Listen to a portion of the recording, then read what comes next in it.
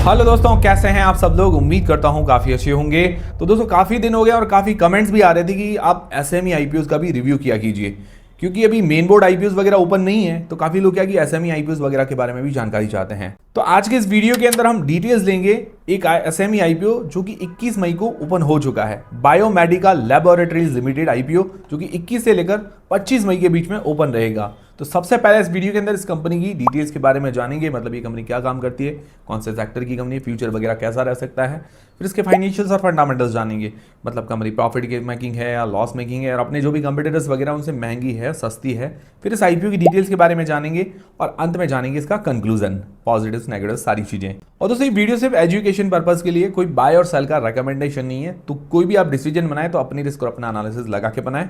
और दोस्तों Telegram, Instagram, WhatsApp, Facebook सबकी लिंक डिस्क्रिप्शन के अंदर मिल जाएगी, ज्वाइन करके रख लीजिए, लिंक से ही ज्वाइन कीजिए। तो सबसे पहले इस कंपनी की डिटेल्स के बारे में जानते हैं, मतलब ये कंपनी काम क्या करती है। तो बायोमेडिकल लैबोरेटरीज क्या है कि फार्मास्यूटिकल फॉर्मुलेशन मैन्युफैक्चरिंग कंपनी है। तो ये मुख्य रूप से पेरेंटेरल फॉर्मुलेशन जो होते हैं वो बनाने का काम करती है, जिसके अंदर होता है लिक्विड इंजेक्टेबल्स। इंजेक्टेबल्स मतलब जो शरीर के अंदर इंजेक्ट किए जाते हैं, उसके अलावा ड्राई पाउडर इंजेक्टेबल्स। ये कंपनी जो ह्यूमन सेगमेंट मतलब मनुष्यों के लिए और वेटर्निटी पशुओं दोनों के लिए इंजेक्टेबल्स मैन्युफैक्चर करती है। और कंपनी B2B मतलब business to business contract manufacturing model, मतलब CDMO जो मॉडल होता है उस पर मैन्युफैक्चरिंग वगैरह करती है। तो इसका मतलब ये है कि खुद का कोई बड़ा ब्रांड बेचने के बजाय दूसरी बड़ी जो फार्मास्यूटिकल कंपनीज होती है उनकी स्पेसिफिक रिक्वायरमेंट्स के अनुसार उनके लिए कॉन्ट्रैक्ट पर दवाओं का फॉर्मुलेशन और मैन्युफैक्चरिंग वगैरह करती है। अगर प्रोडक्ट कैटेगरी या प्रोडक्ट वाइज रेवेन्यू की बात करें तो जो लिक्विड इंजेक्टेबल्स है वहां से 60 से 65% का रेवेन्यू जनरेट होता है अप्रॉक्स, और ड्राई पाउडर जो इंजेक्टेबल्स है वहां से 35 to 40% का रेवेन्यू जनरेट होता है अप्रॉक्स बता रहा हूं आपको। इसके इनकॉर्पोरेशन ईयर की बात करें तो 2015 के अंदर ये कंपनी इनकॉर्पोरेट हुई थी। करीब 11 साल हो गए हैं अपने ही सेक्टर के अंदर, मतलब अभी अच्छा खासा एक्सपीरियंस हो गया है। तो ओवरऑल अगर काम को देखा जाए तो डिमांडिंग है, मतलब ये जो दवाइयों वाला काम हमेशा डिमांडिंग रहता है और यूनिक इसीलिए है क्योंकि इंजेक्टेबल्स ये मैन्युफैक्चर करती है। बाकी नॉर्मल दवाइयां मैन्युफैक्चर करती है कंपनी, ये इंजेक्टेबल्स करती है।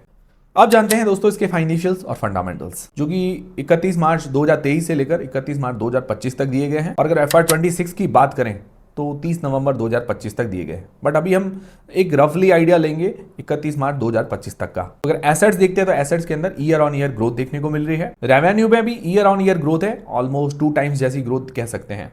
प्रॉफिट के अंदर भी ईयर ऑन ईयर ग्रोथ देखने को मिल रही है। और अगर प्रॉफिट मार्जिन निकालते हैं तो FY23 में 2.03% के आसपास है, जो कि FY24 में बढ़कर 16.29% मतलब 16.29% जैसे हो गए हैं, मतलब बढ़िया बात है। और FY25 में 25.5% 25.5% जैसे प्रॉफिट मार्जिन है, बहुत बढ़िया ग्रोथ है, मतलब प्रॉफिट मार्जिन में अगर देखा जाए तो। बाकी इसकी नेट वर्थ में ग्रोथ है साल दर साल। रिजर्व्स इसके हाथ में बड़े हैं, 7.93 करोड़ रुपए की रिजर्व्स है इसके हाथ में। बोरोइंग्स 38.16 करोड़ रुपए के आसपास की है। उसका डेट टू इक्विटी रेशियो 2.23 का है, जो कि देखा जाए तो थोड़ा हायर है। तो कंपनी को इस पर फोकस करना पड़ेगा। हालांकि आईपीओ के पैसे से 6.50 करोड़ रुपए का ये अपना डेट वगैरह पे कर रही है, पर बाद में भी डेट रह जाएगा तो थोड़ा कंपनी को इस पर फोकस करना पड़ेगा। ROE अगर देखा जाए तो 99% से भी ज्यादा है, बहुत जबरदस्त है return on equity.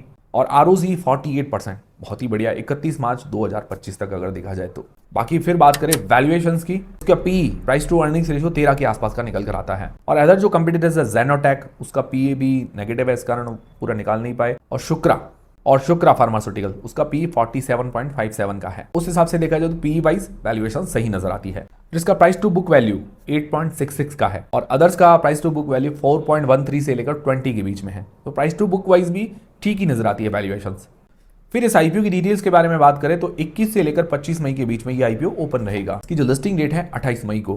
Face value 10 रुपए पर आ रहा है, और इसका इश्यू प्राइस 132 रुपए से लेकर 139 रुपए के बीच में है। इसका लॉट साइज 1000 शेयर्स का है, और इसका total issue size 52.43 crore rupees का है। टोटल इतना इश्यू साइज है इसका। इसके अंदर फ्रेश इश्यू जो नए शेयर जारी कर रही है 47.19 करोड़ रुपीस के, उसमें से कुछ अपना डेट पे करेगी और एक अपनी नई मैन्युफैक्चरिंग फैसिलिटी लगाने के लिए काम में लेने वाली है, अच्छी बात है।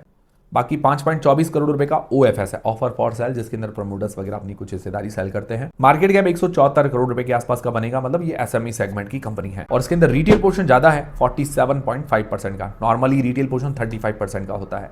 तो ये हो गई कंप्लीट आईपीओ की डिटेल्स। अब कंक्लूजन क्या है, तो ओवरऑल कंक्लूजन जान लेते हैं। उससे पहले एक चीज देखिए कोई भी बाय और सेल का रिकमेंडेशन नहीं है, सिर्फ आपको जानकारी प्रोवाइड करवा रहा हूं।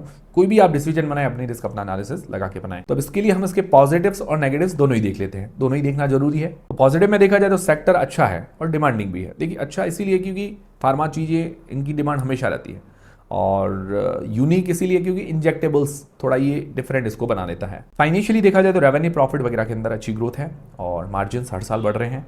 वैल्यूएशंस अगर देखा जाए तो P wise price to book wise reasonable नजर आती है, मतलब ज्यादा महंगी नहीं है। बाकी सीडीएमओ मैन्युफैक्चरिंग है, दूसरी कंपनीज के लिए मैन्युफैक्चर करती है। प्रमोटर्स एक्सपीरियंस है, मतलब 11 साल हो गए हैं अपने सेक्टर के अंदर। बाकी आरओई वगैरह बढ़िया है। तो ये इसके कुछ पॉजिटिव्स। अब जानते हैं इसके नेगेटिव्स। नेगेटिव्स में अगर देखा जाए तो डेट इसके ऊपर थोड़ा हाई है, तो कंपनी को इस पर फोकस करना पड़ेगा। बाकी एसएमई सेगमेंट की कंपनी है, मार्केट कैप छोटा होता है, तो एसएमई सेगमेंट के हिसाब से रिस्क तो रहता ही है। उसके अलावा देखा जाए तो बाकी फैक्टर्स जो है बैलेंस नजर आ रहे हैं। आप लोग क्या करने वाले हैं, अप्लाई करेंगे नहीं करेंगे, वो मुझे कमेंट करके जरूर बताइएगा। वीडियो देखने के बाद अगर आपकी हेल्प हुई है तो मुझे कमेंट करके जरूर बताइएगा। वीडियो को लाइक जरूर करिए कीजिए। और दोस्तों कोई भी बाय और सेल का रिकमेंडेशन नहीं है, जो भी आप डिसीजन बनाए अपनी रिस्क अपना एनालिसिस लगा के बनाए। तो ये थे दोस्तों सारे आज के अपडेट्स। उम्मीद करता हूं हमारा वीडियो हमारी जानकारी पसंद आएगी, हेल्पफुल रहेगी। हेल्पफुल रही तो वीडियो को लाइक जरूर करें, चैनल को सब्सक्राइब कर लें। मिलते हैं दोस्तों अगले वीडियो के अंदर।